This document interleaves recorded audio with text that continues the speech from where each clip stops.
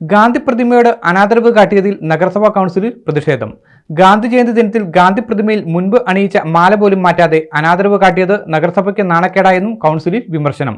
Vice chairperson Jessy ആന്റണിക്കെതിരെയും ഉദ്യോഗസ്ഥർക്കെതിരെയും യോഗത്തിൽ വിമർശനമുയർന്നു. വെള്ളിയാഴ്ച ചേർന്ന പതിവ് കൗൺസിൽ യോഗം ആരംഭിച്ചതോടെയാണ് നഗരത്തിൽ സ്ഥാപിച്ചിട്ടുള്ള ഗാന്ധി പ്രതിമയോട് അനാദരവ് കാട്ടിയതായി വിമർശനമുയർന്നത്.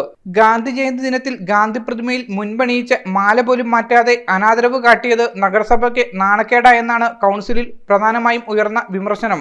ഗാന്ധി ജയന്തി ആഘോഷവുമായി ബന്ധപ്പെട്ടുണ്ടായ വീഴ്ചകൾ കൗൺസിലിന് ആകെ നാണക്കേടായെന്നും കൗൺസിലർമാർ പറഞ്ഞു. Saneesh George, K Deepak, Joseph John എന്നിവരാണ് പ്രധാനമായും വിമർശനം ഉന്നയിച്ചത്.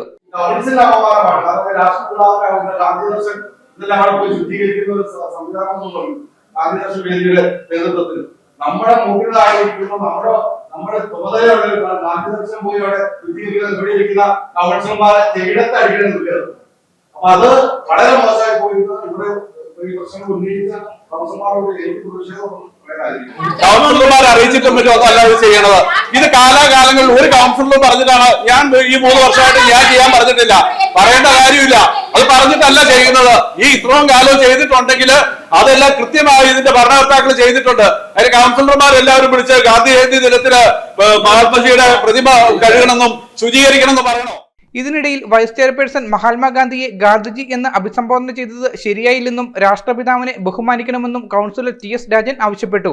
മഹാത്മാഗാന്ധി അദ്ദേഹത്തിന്റെ കൂടെ ഉണ്ടായിരുന്ന ആ വടി കുത്തിപ്പിടിച്ച് അല്പവസ്ത്രധാരിയായിട്ടുള്ള ഫോട്ടോ നിൽക്കുന്ന ഫോട്ടോ വെച്ചിട്ടാണ് നമ്മൾ ഈ മുന്നിലിരിക്കുന്നത്. അദ്ദേഹത്തെ മറന്നുകൊണ്ട് ഗാന്ധി ഗാന്ധി എന്ന് പറയാതെ മഹാത്മാഗാന്ധി എന്ന് പറയാനുള്ള ഒരു ആർജവം നമ്മൾ കാണിക്കണം. നമ്മളാണ് ജനങ്ങൾക്ക് ബോധം ഉണ്ടാക്കി കൊടുക്കേണ്ടത്. എന്നാൽ വിഷയത്തിൽ ഉദ്യോഗസ്ഥർക്ക് വീഴ്ച സംഭവിച്ചതായും മേലിൽ ഇത്തരം സംഭവങ്ങൾ ആവർത്തിക്കാതിരിക്കാൻ ഉദ്യോഗസ്ഥർ ശ്രദ്ധിക്കണമെന്നും ചെയർപേഴ്സൺ സബീന ബിഞ്ചു പറഞ്ഞു. നഗരസഭയിൽ ഫലത്തിൽ എല്ലാവരും ഭരണപക്ഷമായതിനാൽ വീഴ്ച സംഭവിച്ചതിൽ കൗൺസിലർമാർക്ക് കൂട്ടുത്തരവാദിത്തമുണ്ടെന്നും സബീന ബിഞ്ചു യോഗത്തിൽ പറഞ്ഞു. നമ്മുടെ ഉദ്യോഗസ്ഥരെ ഗാന്ധി സ്ക്വയർ വൃത്തിയാക്കാതിരുന്നത് വളരെ മോശമായി പോയി. ഇനി മേലിൽ അത്തരം നടപടി ഉദ്യോഗസ്ഥരുടെ ഭാഗത്തുനിന്നും ഉണ്ടാവാതെ ഞാൻ ശ്രദ്ധിച്ചോളാം. ഇത്രയും വലിയൊരു നഗരസഭയിൽ LDFന്റെ ഭാഗമായ ചെയർപേഴ്സണും വൈസ് ചെയർപേഴ്സണും ഇരിക്കെ നമ്മുടെ ഏറ്റവും പ്രധാനപ്പെട്ട 3 വകുപ്പ് കൈകാര്യം ചെയ്യുന്ന സ്റ്റാൻഡിംഗ് കമ്മിറ്റി ചെയർമാൻമാർ UDFിലും 2 സ്റ്റാൻഡിംഗ് കമ്മിറ്റി കൈകാര്യം ചെയ്യുന്നത് BJPയുടെ കൗൺസിലർമാരും ആണെന്നിരിക്കെ ഏറ്റവും നല്ല പ്രതിപക്ഷവും ഭരണപക്ഷവും ഇല്ലാതെ ഭരണപക്ഷം മാത്രമായിട്ട് നടന്നു പോകുന്ന ഒരു നഗരസഭയാണ് നമ്മുടെ തൊടുപുഴ നഗരസഭ. ഇത് നമ്മുടെ ഓരോരുത്തരുടെയും വീഴ്ചയായിട്ട് ഓരോരുത്തരും മനസ്സിലാക്കണമെന്നാണ് ഞാൻ വിചാരിക്കുന്നത്. ഇതിനെ കോൺഗ്രസ് BJP കൗൺസിലർമാർ എതിർക്കുകയും തുടർന്ന് വീഴ്ച സംഭവിച്ചതായി ചെയർപേഴ്സൺ സമ്മതിക്കുകയുമായിരുന്നു. തുടർന്ന് അജണ്ടയിൽ ഉൾപ്പെടുത്തിയ വിവിധ വിഷയങ്ങൾ ചർച്ച ചെയ്ത് കൗൺസിൽ പിരിഞ്ഞു. News bureau, Thodupuzha. എല്ലായിടത്തും വൈഫൈ, എല്ലാത്തും ഇന്റർനെറ്റായേ, നാട് മുഴുവൻ ഡിജിറ്റൽ. നാട്ടാരെല്ലാം ബ്രൗസിംഗിലാണ്.